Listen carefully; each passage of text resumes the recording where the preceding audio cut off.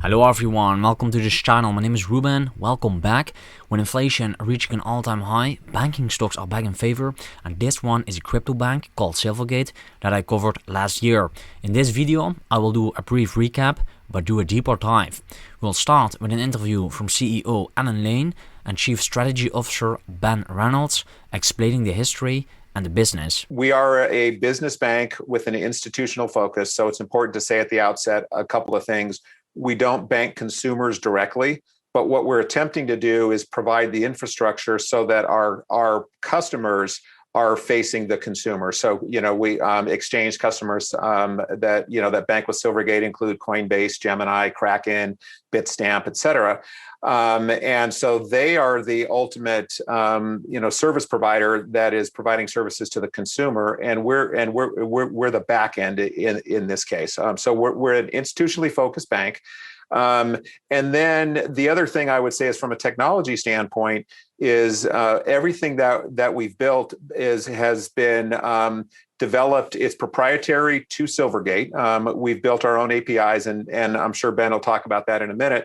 But what I wanted to just say to kind of ask Ben to weigh in here is, when Ben joined, as I mentioned, we had a couple dozen customers, maybe had about 50 million, 50 in deposits versus over 5 billion in deposits in this initiative now. Yeah. So we had some of the best customers in the space, but it was still pretty much a basic banking service. And it was really Ben joining us, going back out to our customers and saying, how can we be more helpful?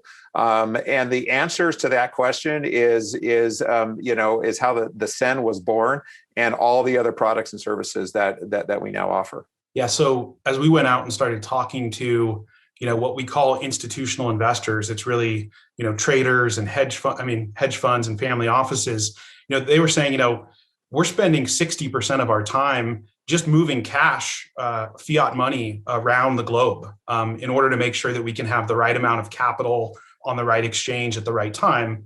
Credit and prime brokerage certainly didn't exist back in 2016. And what we heard from the investor side of things is, hey, this is just really inefficient. We're spending so many of our resources doing that. At the same time, we were talking with our exchange clients, and we said, is this a problem for you? And they're like, well, anything that you can do to get more liquidity onto our exchanges is beneficial. And then the other thing is that we're looking for scalable infrastructure.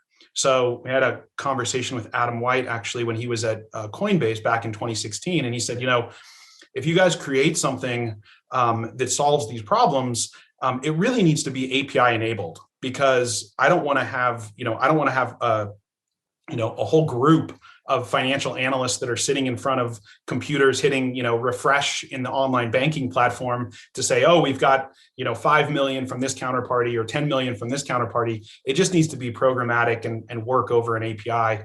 And so it was really that feedback that the SEN was born, that allows these industry participants to now move US dollars 24 hours a day, 7 days a week. The other, I think, aha moment was just the amount of friction that was being caused by the fact that the banking system was only open 40 hours a week and crypto trades 168 hours a week.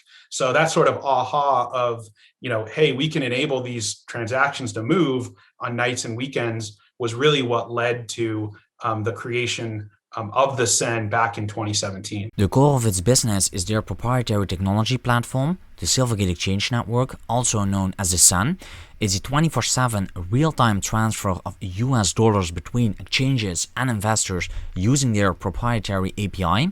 The company does not charge to use the Silvergate Exchange Network, but it does benefit because the customers hold their deposits with Silvergate in order to use the SEN to transfer money around the digital currency ecosystem.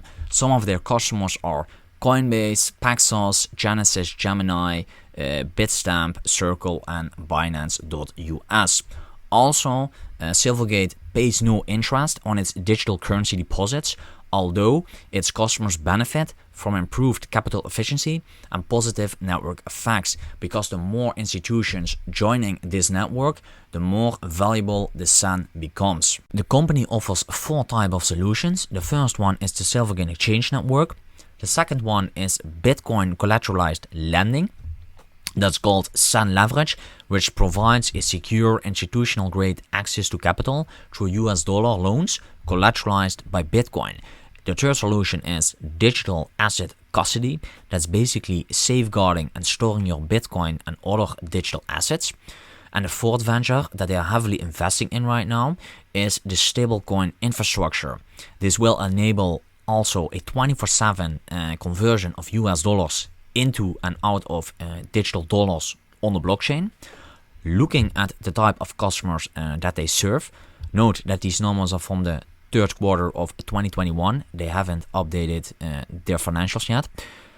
The first type of customers are the digital currency exchanges themselves, with 94 customers.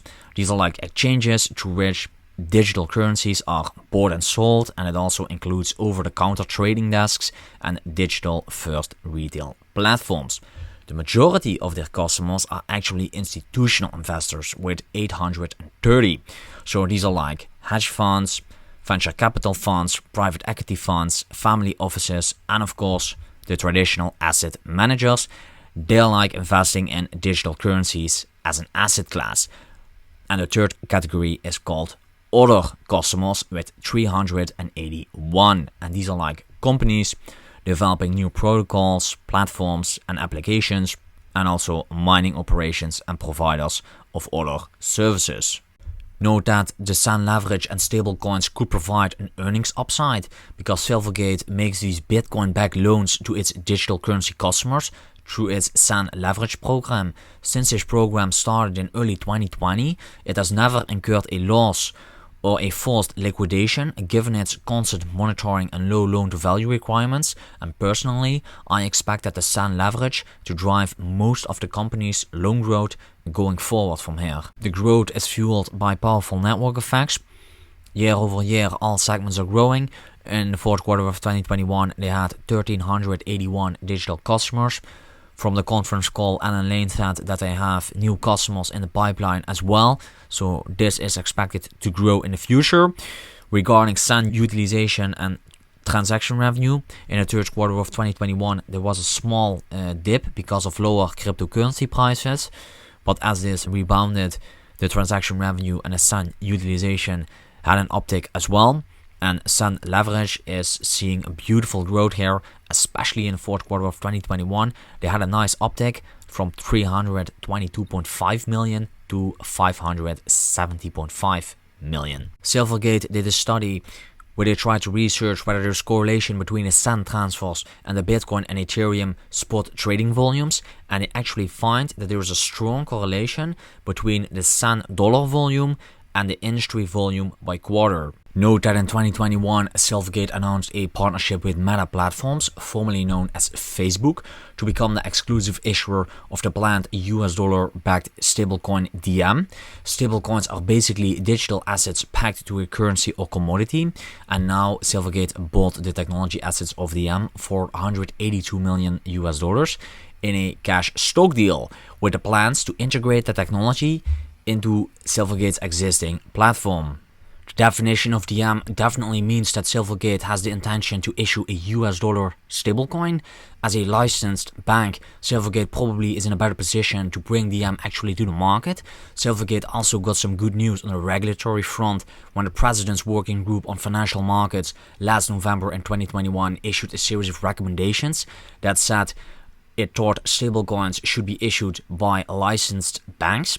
CEO Alan Lane also said that the bank updated its application with the New York Department of Financial Services to form a limited purpose trust company, which would be used to help manage the reserve deposits associated with those stablecoins. Many investors have been nervous that the Federal Reserve may launch a central bank digital currency, also known as a CBDC, which would essentially be in competition with Silvergate, but a recent paper from the Fed indicated that a CBDC is still likely years away.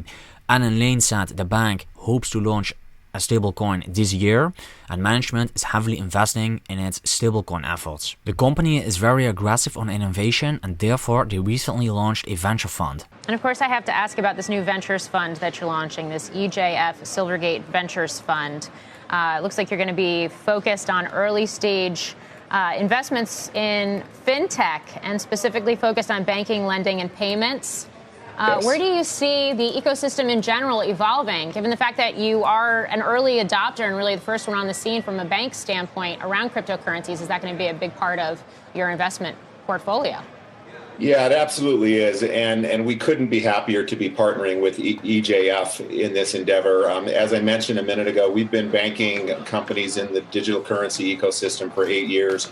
And so we sit at this unique intersection of the traditional finance markets and the crypto markets. And EJF is somebody who recognized the power of the Silvergate exchange network that we've been discussing. They recognized this back in 2017 when we first met them, and they've been incredibly supportive. And as we look to the future, our goal is to invest in disruptive companies that essentially are trying to bridge the gap between legacy institutions and the digital currency ecosystem.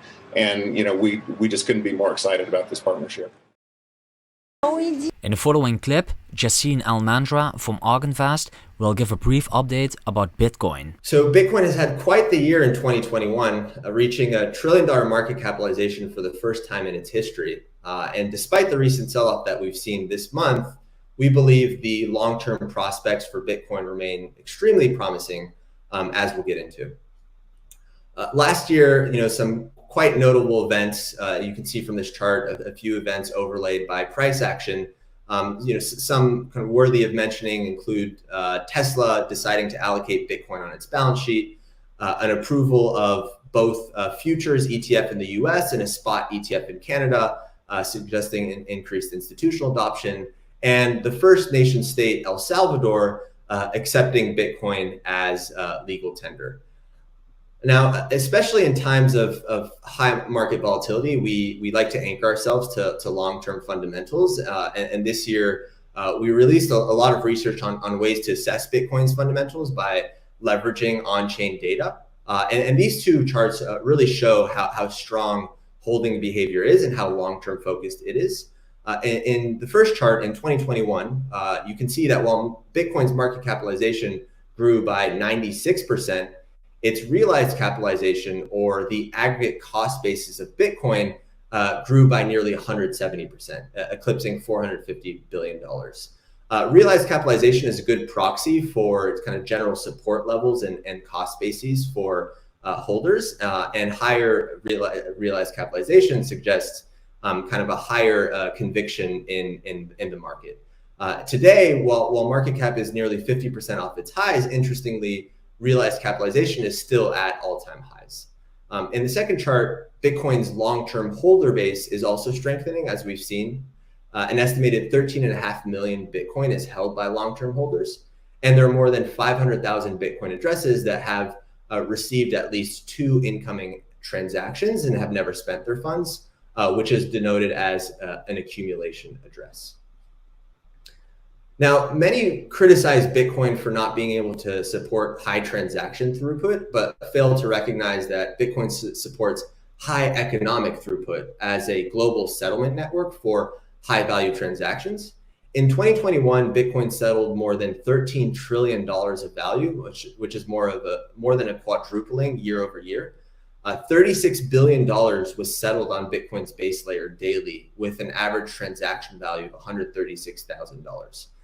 In our 2019 Big Ideas, we highlighted how Bitcoin was within an order of magnitude of Visa's transaction volume, and this year it's officially surpassed it. Now, despite the criticism Bitcoin receives for not being able to scale at the base layer, we've seen successful enhancements across the network in 2021. Chief among them is Bitcoin's successful activation of Taproot, which is its biggest base layer protocol upgrade since SegWit in 2017. Along with the introduction of Schnorr signatures, Taproot increases the privacy and efficiency of Bitcoin transactions. The Lightning Network, Bitcoin's second layer payment protocol, has also seen healthy growth, with capacity and channels reaching all-time highs amidst adoption in emerging markets. And of course, last week, Block announced Cash App's integration with the Lightning Network, which should act as a further catalyst. And then finally, we're beginning to see traction of tokenized Bitcoin on Ethereum, which should benefit Bitcoin as a bridge to the Ethereum ecosystem, which adds features and functionality not available on the Bitcoin network. As of the end of November, 1.5% of Bitcoin's circulating supply is wrapped on Ethereum. One of the biggest differences between the 2017 and 2018 market cycle and the one we're currently experiencing is an increase in Bitcoin's institutional holder base. With the approval of more regulated products, with the adoption of Bitcoin by corporations and nation states, today nearly 8% of Bitcoin's supply is held by exchange-traded products, countries, and corporations. Now, this, of course, is a double-edged sword where institutional adoption might be a sign of Bitcoin maturing, but over-institutionalizing Bitcoin can, of course, lead to concentration of Bitcoin and additional counterparty risk. So it's really important to be aware of that dynamic. But perhaps the most groundbreaking institutional-grade Bitcoin adopter was El Salvador, which is the first nation state to deem Bitcoin as legal tender. Adoption there, according to the president's claims on Twitter, has been quite impressive. More people have Bitcoin wallets in El Salvador than traditional bank accounts. And an estimated 3.8 million people use El Salvador's Bitcoin wallet, which suggests an 84% adoption among eligible citizens. And as of October 2021, Chivo was settling $2 million in remittances daily, accounting for roughly 12% of El Salvador's $6 billion in annual remittances and more than 2% of its GDP. Really showing how Bitcoin is acting as a remittance network. A prevailing narrative in 2021 that we attempted to debunk was Bitcoin's lack of sustainability. Contrary to popular belief, we believe Bitcoin is quite an ESG-friendly asset with the potential to transform monetary history by providing financial freedom and empowerment in a fair, global, distributed way. So on the environmental side, briefly, Bitcoin incentivizes new and more efficient forms of energy generation. On the social side, Bitcoin offers for the first time ever a system of property rights without reliance on nation states.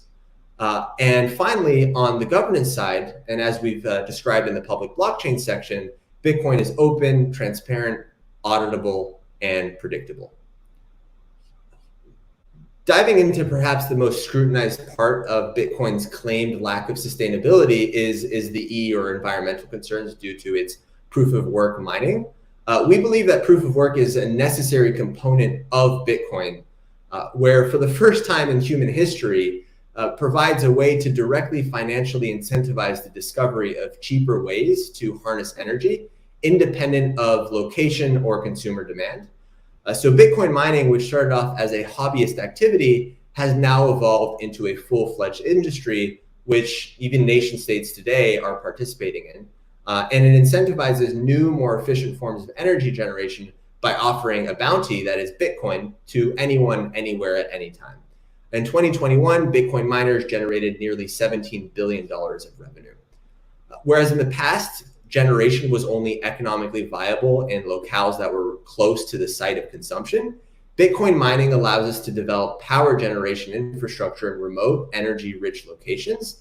And this is a boon for renewable energy sources, which have faced scaling and commercialization problems that can now leverage Bitcoin mining and play the arbitrage between electricity prices and Bitcoin prices. And as you can see in the graph, supply almost all grid power demands without lowering profitability. As the best performing asset in the last 10 years, many investors believe they've missed the Bitcoin boat. But if you look at it in the context of other asset classes, Bitcoin still only represents a fraction of global asset values. We believe Bitcoin's market capitalization could increase by more than 25-fold to $28.5 trillion of market value by 2030. And if it were to, it would still only represent a fraction of equities, global money supply, bonds, and real estate. Now, a $28.5 trillion Bitcoin market capitalization translates to more than $1 million per Bitcoin, which we further dimensioned in this slide by highlighting 8 use cases, each contributing to Bitcoin's potential appreciation.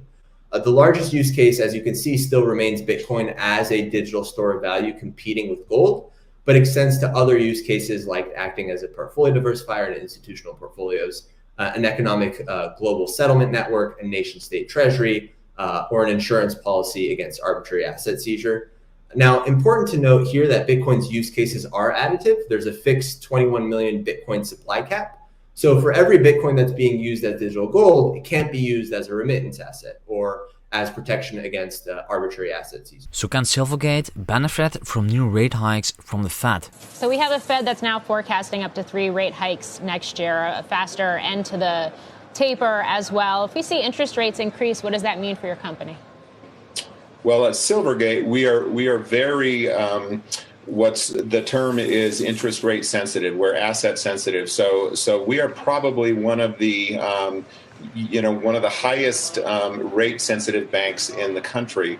And many research analysts who have written research on Silvergate have pointed this out. So as interest rates rise, it should be very good for Silvergate's earnings. Starting on slide 6, Silvergate reported fourth quarter net income available to common shareholders of $18.4 million, or 66 cents per diluted common share, compared to $23.5 million, or 88 cents per diluted share in the third quarter, and up from $9.1 million, or 47 cents per diluted share in the fourth quarter of 2020.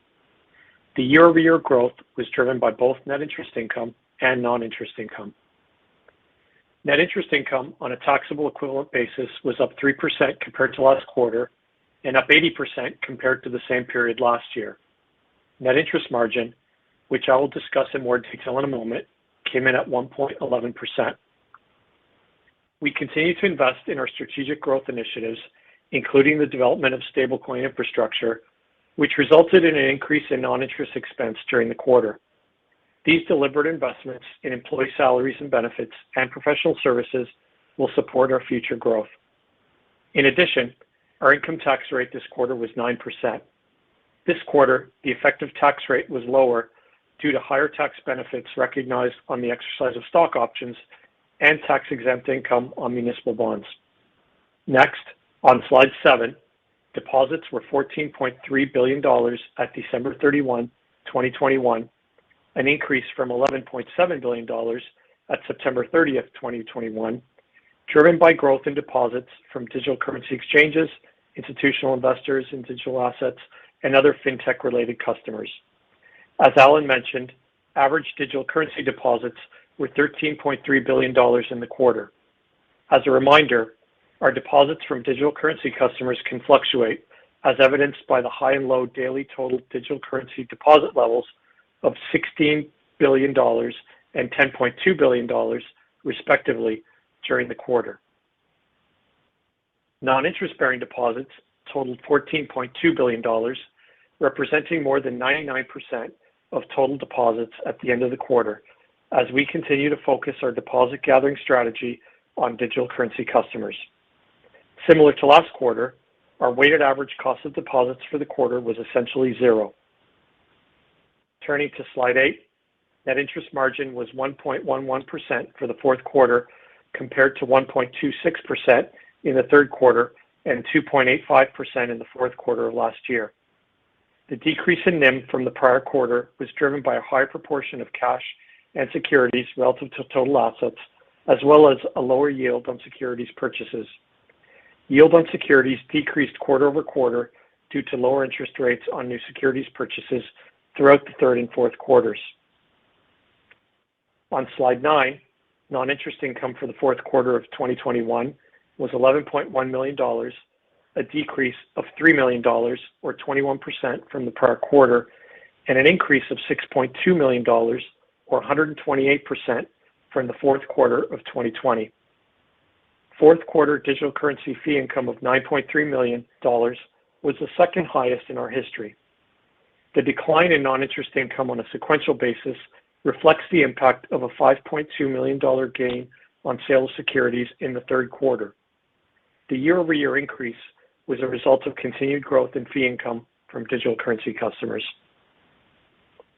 Slide 10 shows non-interest expense for the quarter of $25.7 million, up $3.3 million from the prior quarter, and up $8 million compared to the same quarter of last year.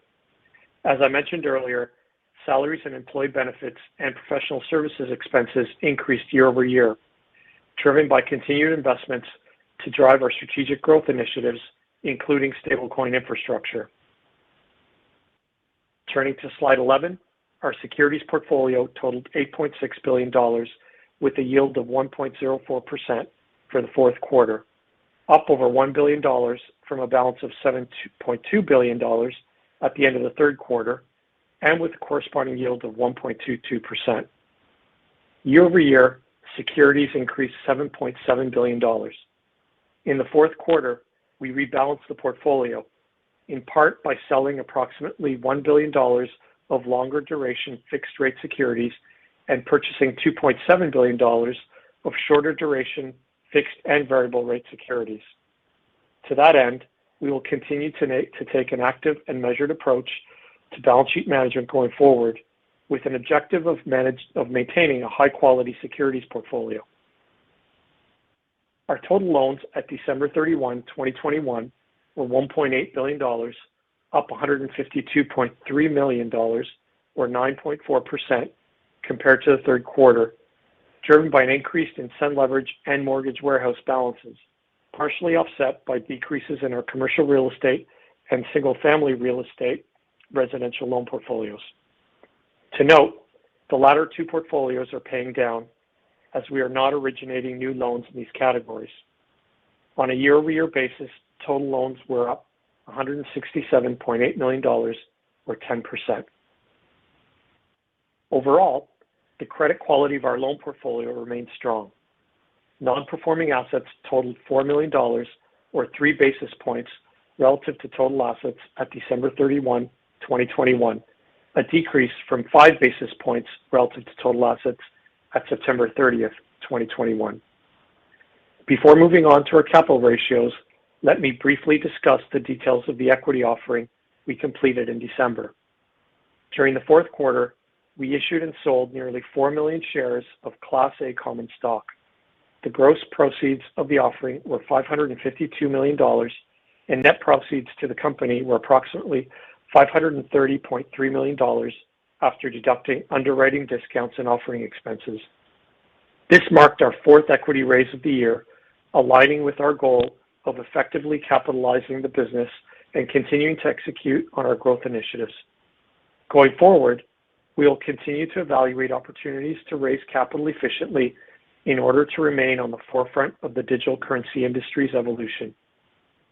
Now, looking at our capital ratios on slide 12, our Tier 1 leverage ratio was 11.07% at the company level and 10.49% at the bank level, with the bank ratio well in excess of the 5% minimum ratio to be considered well capitalized under federal banking regulations.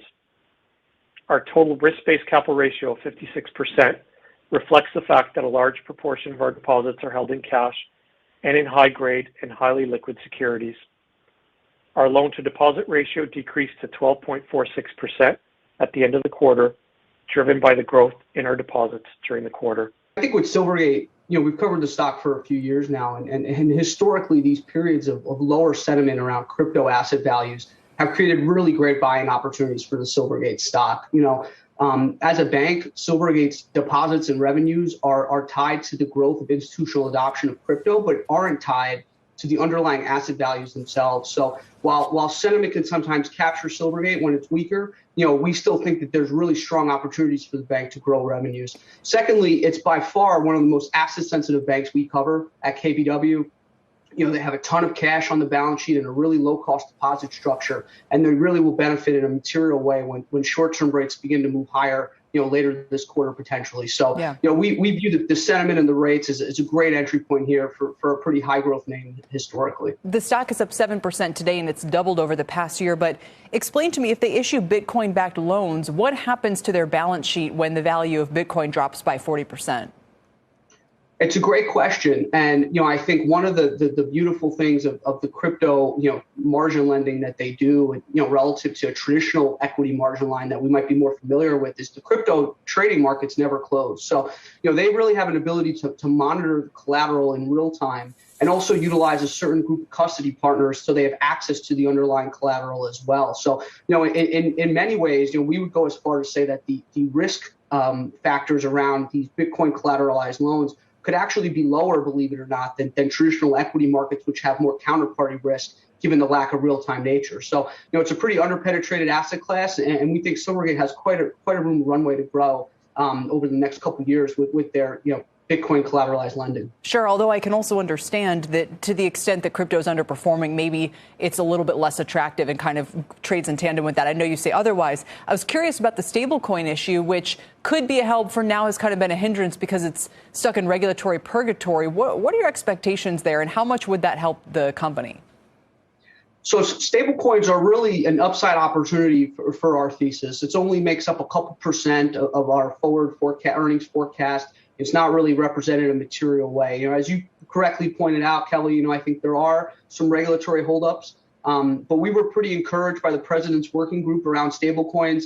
We think that banks will have a role as stablecoin issuers, given their high, their capitalized balance sheets and high level of regulatory oversight. And I think if anyone understands the benefit of being the first mover, it's Silvergate, who's really was one of the first banks to start accepting crypto deposits. And we expect them to have a pretty active role as stablecoin issuance and the banking sector kind of merge in future quarters. And we view it as a pretty compelling fee and deposit opportunity that really would be on top of our thesis today, which is more centered around the lower sentiment and higher interest rates. Yeah, and finally, quickly, Michael, if you're correct that this is a bank that can do well when crypto is doing well, but also do well when it's not so much, but there are other positive factors that are helping it, like the rate environment, what are the catalysts that you think could help offset if crypto does have a weaker year? Why could Silvergate still do well? So, I think we've often talked about Silvergate as being, it's the highest regulated crypto entity in the world in some cases, right? Because a lot of crypto companies or companies that are involved in crypto really don't have a final version of regulation, where Silvergate, they're oversaw by the Fed and the FDIC. I mean, that's one of the most onerous regulatory environments any financial company can have. And so, when we talk about them doing well in a multitude of crypto environments, I think you have to understand where their growth is coming from, and that's really institutional adoption. Yeah. Their customers are all institutions, and they have 1,300 customers today. On Coinbase Prime today, there's almost 10,000 institutional customers. So we think there's a lot of runway for growth, particularly for a bank like Silvergate, that really has a strong network effect in a really nascent crypto industry. All right. Well, the stock's already up 900% since the pandemic began, but you have a $225 price target, which is some pretty healthy upside, about 75% upside. So what can be a reason to buy this stock? Well, first of all, it's an acquisition target for mainstream banks that basically missed the cryptocurrency boat. Silvergate has a first mover advantage because they started in 2013. There's another bank called Signature Bank. They started later, but that is less of a crypto play. I believe that Silvergate has a lot of growth opportunities left. In the previous quarter, they had 1,381 customers consisting of exchanges and many institutions. If you compare that to Coinbase, Coinbase had like 9k institutional customers. So Silvergate can easily 3 to 5x from here in terms of customer growth. They have a strong management team with conviction and a forward-looking vision. Key players here are the CEO Alan Lane and Chief Strategy Officer Ben Reynolds. And the next big opportunity for Silvergate is definitely in the stablecoin infrastructure, because the existing stablecoin market is primarily in service of digital currency trading, and where Silvergate views the opportunity in the future is really around commerce and remittance, and the recent acquisition of Diem is definitely helping here. As Alan Lane said himself, rising interest rates should be good for their earnings, so a higher net interest margin is expected for the next coming quarters because the Federal Reserve is going to raise interest rates. There is an increasing network effect of the Silvergate exchange network, also known as the SAN. The more customers that get on the platform, the more valuable the SAN and thus the company becomes. From a general point of view, Bitcoin is still gaining credibility in society. Institutions are trading the volatility and the volume on the sun, so lower Bitcoin prices don't hurt the company that much, although there's strong correlation with the stock price. There seems to be an asset allocation adoption going on by institutions for crypto, and Bitcoin could play a pivotal role as corporate cash. Regarding the risks, the biggest risk that I see for Silvergate is anti-government regulation, which might be negative for the cryptocurrencies, although the company is a licensed bank. They have high correlation with Bitcoin, so the stock can be very volatile, but use that in your advantage. Just buy the dip on a bad day. There is increasing competition. Many financial institutions want to get into crypto and Bitcoin. You might be thinking about Signature Bank, but again, it is not a first mover and way behind compared to Silvergate. Silvergate has just that beautiful first mover advantage, and several capital raises that they did in 2021 caused shareholder dilution. But here I'm also a little bit positive because I view it as a way as preparation for the future. The company is very aggressive on M&A, acquisition targets, and so forth. I would like to thank everyone for watching this video. I really hope you enjoyed it and that you actually learned something, and see you on the next one.